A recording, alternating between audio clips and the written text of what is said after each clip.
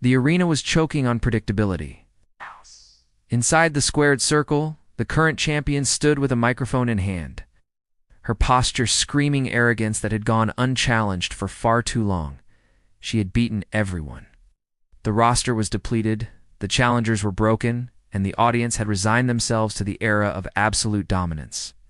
You could feel the lethargy in the air, a thick fog of inevitability that settled over 20,000 fans.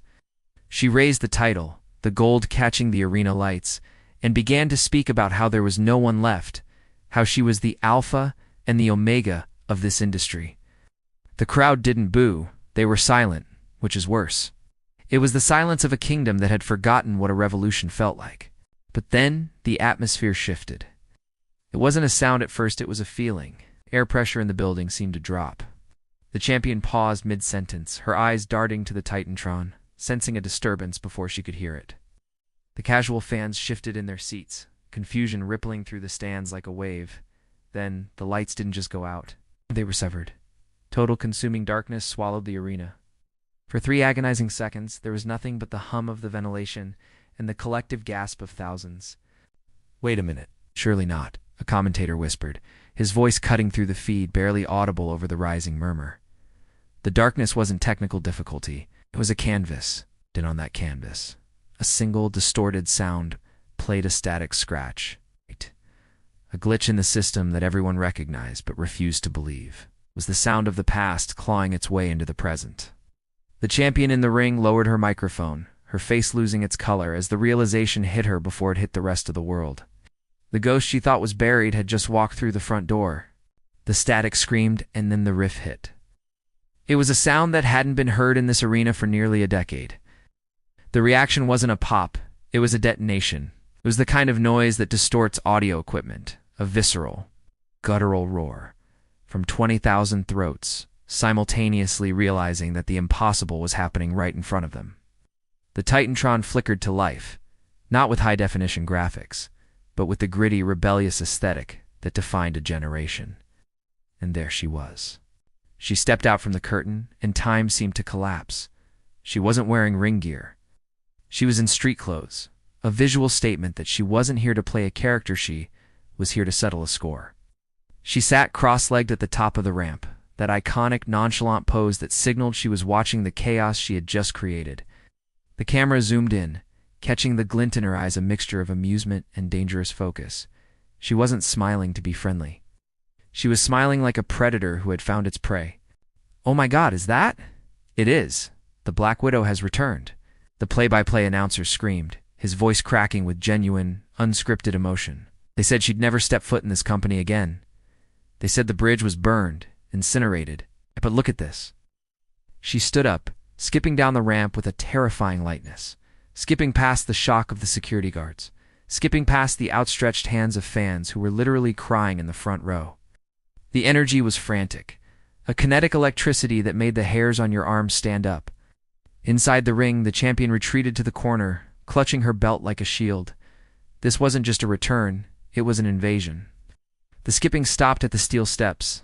The smile vanished. The eyes went cold. She slid under the bottom rope, and for the first time in years, the ring felt like a war zone. The music cut. The pyro smoke lingered in the air, creating a haze between the two women. Usually, this is where the trash talk happens. Usually, this is where catchphrases are thrown around to sell t-shirts. But she didn't pick up a microphone. She didn't need to. She walked to the center of the ring, her boots thudding against the canvas, a sound amplified by the sudden reverent silence of the crowd. They wanted to hear what she would do next. The champion, usually so poised, looked small. She looked like a child wearing a crown she didn't understand. The returnee circled her. She walked around the champion like a shark circling a swimmer, examining the belt, examining the fear. She stopped directly in front of her rival, nose to nose, breaking the personal space barrier with zero hesitation.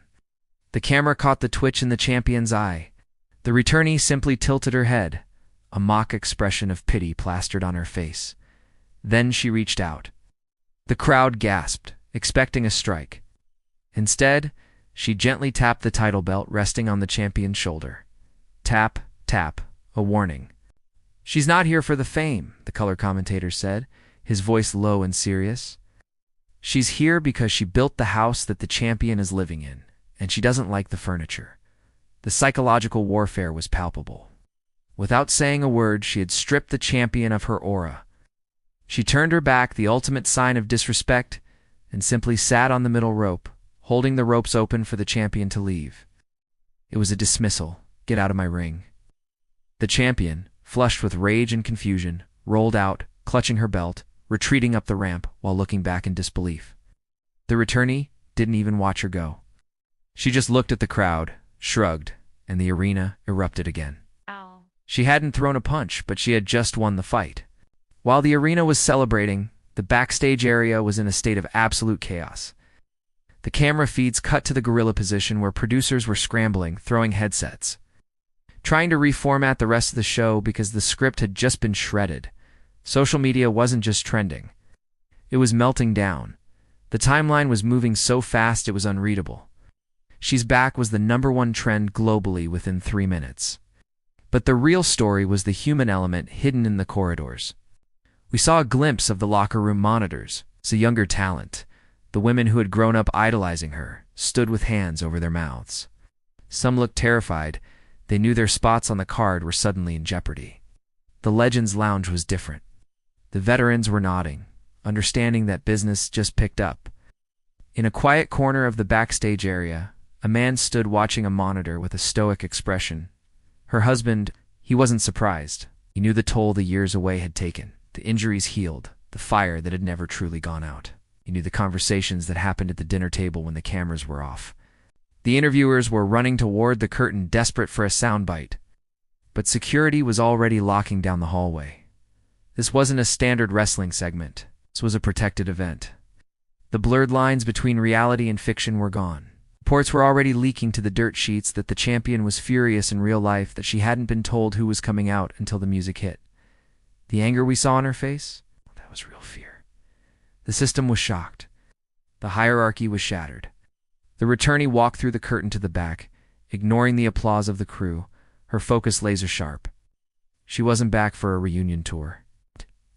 She was back for blood. As the show went off the air, the gravity of the moment settled in. This wasn't just a pop for nostalgia. This was a narrative reset button. Viewers at home sat in the quiet of their living rooms, realizing that the landscape of the industry had changed overnight. But there was a darker undertone that most missed in the euphoria of the entrance. Why now? Why, after all the years of silence and deflection, did she choose this specific night?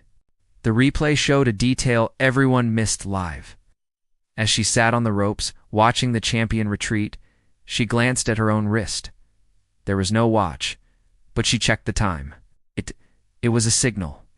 The camera caught a subtle nod to someone in the crowd, not a fan, but a figure in a black hoodie seated near the commentary desk. The twist wasn't that she was back to fight the champion. The twist was that she wasn't alone. "This isn't a return," the announcer said as the copyright logo appeared in the corner of the screen. "This is a hostile takeover." The realization dawned on the audience. She didn't come back to join the division. She came back to burn it down and rebuild it in her image. The hero we thought we were getting was actually the villain we deserved. The screen faded to black, leaving the audience not with answers, but with the chilling certainty that the chaos had only just begun. The queen had returned, not to save the kingdom, but to conquer it.